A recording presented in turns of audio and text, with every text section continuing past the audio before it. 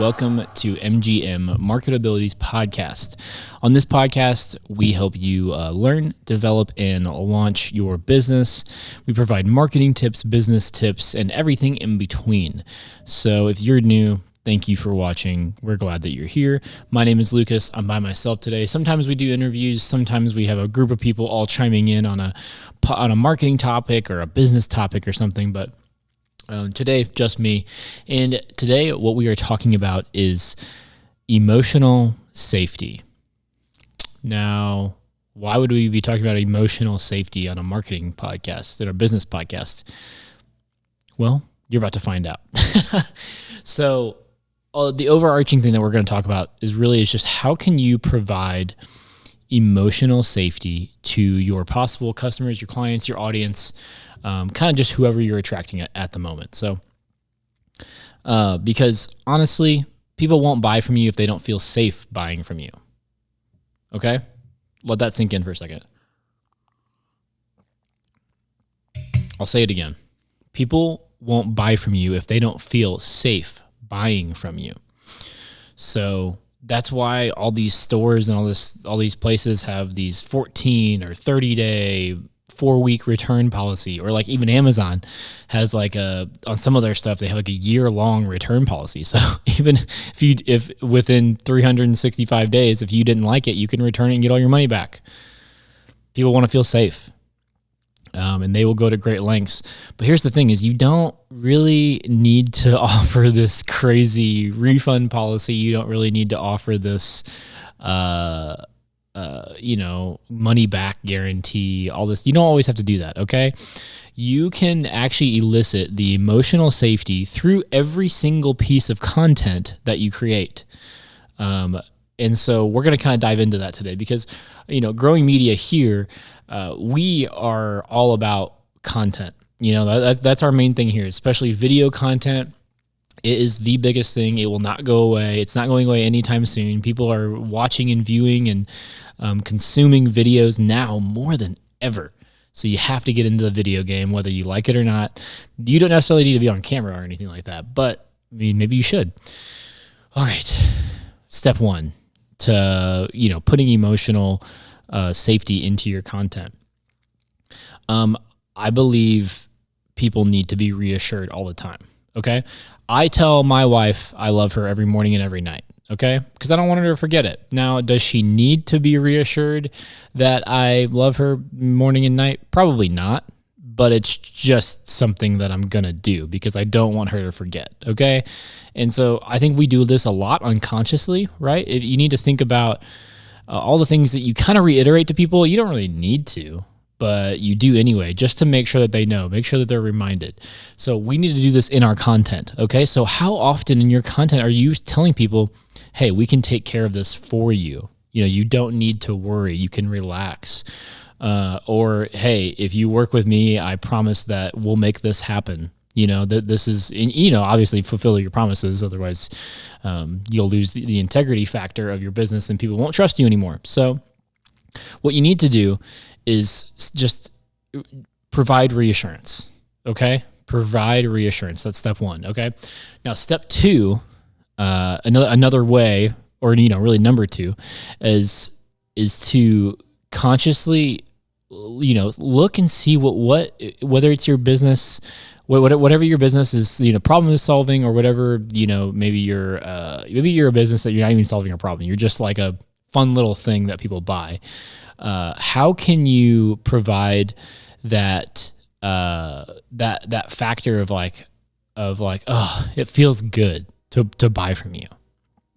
How can you make it so that people just feel so good to buy from you? That's something that you need to do some research on, right? Is you have to look at your prospective customers, your customer avatar, and be like, man, what would make them be so happy to give them, for them to give me their money? What can I do for them? What can I provide for them? That is a game changer in and of itself. Like, can you imagine someone smiling and giving you money for the service or the product that you provided? And when you start to imagine that, start to envision that, ideas start to pop in your head of like, whoa, man, maybe what if I did this? Or what if I did that? What if I provided this little extra thing on the side? Man, that would make them so happy. So those are little things that provide that emotional just satisfaction where people start to relate their emotional joy, their emotional response, to you, to like whenever they make a transaction with you, it's like buying ice cream, right? Like, like think about going to an ice cream shop. So we have an ice cream shop down the road from the studio from here, and it's probably one of the best. It's so good. Their ice cream, I think it comes from Wisconsin or something. Outstanding, like just outstanding ice cream all around. So, I don't have issue when I spend money there. We're getting ice cream, right? Like, I'm not worried about the negative emotions behind buying the ice cream. And so you have to think like that is the reward of your money way more satisfying than them, using that money, losing that money, whatever, utilizing that money, however you want to phrase it.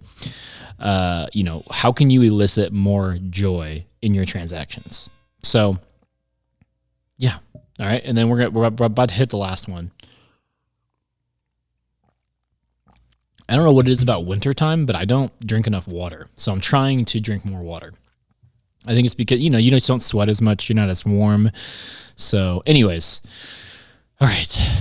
Number 3. Well, let's just recap. So number 1, reassurance. Number 2 is invoking some type of joy during the transaction. Okay. And then number 3 is how can you make them feel safe? Okay. Because there's a lot of companies out there, right? Like I use the analogy of a plumber all the time. So let's just go back to that. You want to be able to know that your plumber is going to come in and save the day. If you have a leaky hose or a drain pipe, or there's water coming out of somewhere and you can't find it, you don't know what to do. You want to be able to know that you can call this plumber, this person, whatever it is, and know that they're going to take care of it and that you feel safe. Because honestly, if people don't feel safe with you, it's the same as if, they're not going to buy from you. They need to be, it's similar to number 1, but really it's like, you need to talk about success stories that you had. Like, hey, there's this major problem, at this house, and their thing was leaking, and they didn't have it checked for so long, or it froze over and the pipe broke, and all this stuff. and this is what we did to fix it, and it took us this amount of time, and the damage could have been a whole lot worse if we weren't there. Stuff like that. Like, you need to show people that you've got their back. Because ultimately, that's what people want to know. People want to know that when push comes to shove, are you going to show up when I need you the most? And honestly, that's not necessarily for all businesses, right? But even thinking about it for like a product, like if you are selling like a Frisbee or something, right? Like they want to know that when they place their order, it's safely going to get to your house. For example, we have placed an order from a phone case company, me and my family, and they have not come in. It's been over a month. And honestly, we've emailed them like 3 or 4 times. They have not cared at all. Like, I don't feel safe with them. I don't think we're going to order from them ever again if we ever do get our phone cases. Like, because I don't feel like they have our best like I just don't feel like they actually care about us. You know what I mean? It's like we spent however many, like probably like $100 or more on phone cases, because they're nice phone cases, and they just don't seem to care at all. Like it seems like it's the last thing on their mind is to make sure that they have a satisfied customer. And so it's funny because it's like it was so simple. They could just be like, oh yeah, I got lost in shipping, we'll send you a new one. And it took them 3.5 weeks to do that. It should not take you that long. Obviously, if it doesn't get to you within a week in the United States, you should not be hesitating to be like, oh yeah, it's lost, let's just send you a new one. Let's get this fixed right away. Especially with companies like that who have, they have high margins. I'll just say that. And so now we don't feel safe to ever order from them again. And that sucks because we actually like them and we've ordered from them before and it hasn't been this bad. It hasn't been great, but it's stuff like that like we don't feel like they're going to take care of us. Right. And so I just want to give a shout out to a company that I really like. It's called Sweetwater. I order all my pro audio stuff from there. And I know most people won't order pro audio stuff, and that's okay. But I just want to give you a good example. This is a website where it's just all pro audio gear. So, but let me tell you, they have the best customer service. Every time I order from there, whether it's like a single cable, or if I'm ordering something really expensive, like I've spent $4K on certain pro audio items that I needed for my studio or that I was upgrading or whatever. I had no doubt it was going to get to me and it was going to me safely. And if it didn't, they would immediately take care of it. So for example, I spent probably the most amount of money I've ever spent on a piece of gear before, 6-7 years ago. Actually, I don't know if it was that long. Maybe it was 5 years ago. And it came in and it was broken on arrival. I got it all plugged in and ready to go. And I just thought I was an idiot and couldn't get it figured out. And then I emailed them and they're like, yeah, we know what the problem is. You have to send it back, but don't worry, we're going to take care of it. So they sent me a brand new unit even before I was able to send the other unit back. And it got to me within 48 hours and I was up and running and things were awesome. And I knew after how they took care of that, and how they treated me in the whole process, I was like, I'm a customer for life. And so anytime I need a new piece of pro audio gear, which I never really need it, but want it, they're my first option. Like they are. Like if I can't find it, it's like ridiculously cheap at a good used price or something like that. Or if I'm just like, hey, I want to buy this specific thing brand new. They're the first spot because they make me feel safe, and they are constantly in their emails and in their content. They're reassuring you, hey, you got a 2-year warranty. We'll take care of anything that ever happens in that 2 years. What the heck? That's awesome. And going through the whole transaction process is great. It's a joy. So again, that's why they're probably one of the biggest pro audio distributors in the country of the United States. So going back to your business, how can you reassure people? How can you make them feel joyful whenever they are, working with you or purchasing from you? And how can you make them feel safe? How can you make them feel like they're making a good decision? Because often people get in their own heads and then they make a poor decision because they have all these doubts, or they worked with someone in the past that was similar to you and screwed them over or something like that.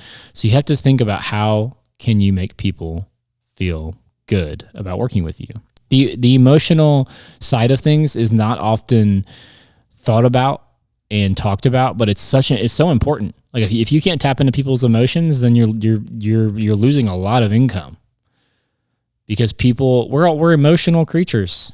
I mean, sometimes pretty much everything we do is emotion based, right? It's hard to get past our emotions sometimes. So yeah, that's the whole podcast. Hope you guys got a lot from it. I would say your homework is just really understand your customer's emotions and how they use them, or your potential customer. Think about how, hey, why did this customer buy but this one didn't? And they're kind of the same person.